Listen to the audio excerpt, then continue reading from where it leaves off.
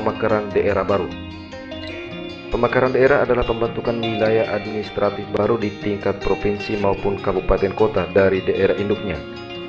Sejak disahkannya Undang-Undang Otonomi Daerah tahun 1999, usulan-usulan pemekaran daerah kian gencar di bangsa ini, tidak terkecuali di Nusa Tenggara Timur, baik itu pemekaran kabupaten kota hingga usulan pemekaran provinsi.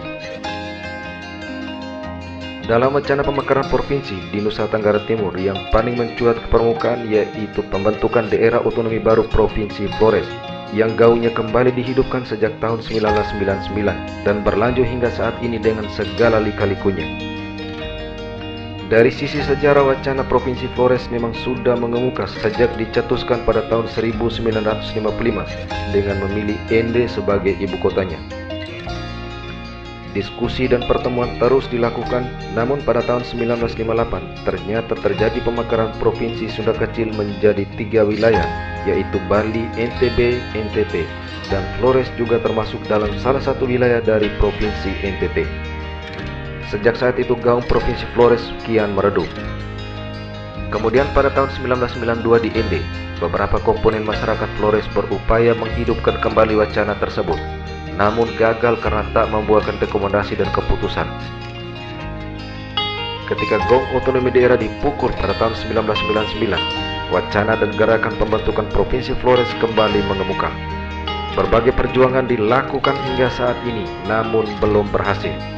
Salah satu kendala utamanya adalah penentuan ibu kota Provinsi Flores di antara 3 pilihan, yaitu Ende, Mbai, dan Maumere. Namun kini wacana calon ibu kota kembali berkembang dari yang semulanya 3 menjadi 5 calon ibu kota, yaitu Labuan Bajo, Borong, Mbai, Ende, dan Maumere. Kemudian pada tahun 1999 muncul juga wacana pembentukan Provinsi Sumba, akan tetapi sempat meredup. Lalu dihidupkan kembali di Jabodetabek pada tahun 2017 untuk memperjuangkan kembali agar Pulau Sumba juga berpisah dari Provinsi Induk Nusa Tenggara Timur yang digaungkan oleh Ikatan Keluarga Besar Sumba di wilayah Jabodetabek pada tahun 2017.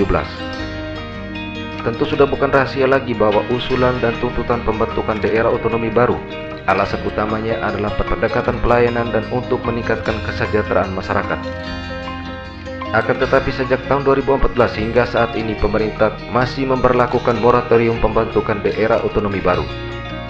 Sementara pemerintah pusat melalui Wakil Presiden Ma'ruf Amin, sebagaimana diberitakan di beberapa situs media online pada awal Desember tahun 2020, pernah menyatakan bahwa belum bisa membuka persetujuan terhadap usulan pemekaran daerah. Pemerintah masih mempertahankan status moratorium karena pembentukan daerah baru membutuhkan dana yang besar.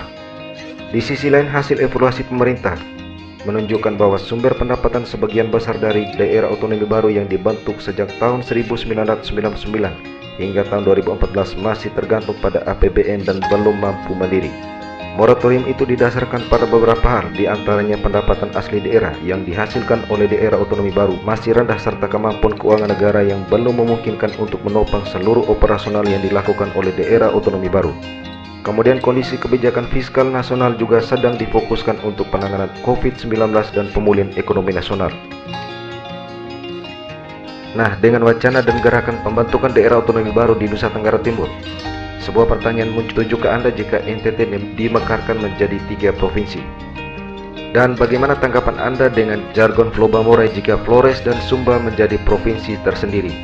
Silakan memberikan komentar Anda di kolom komentar di bawah video ini.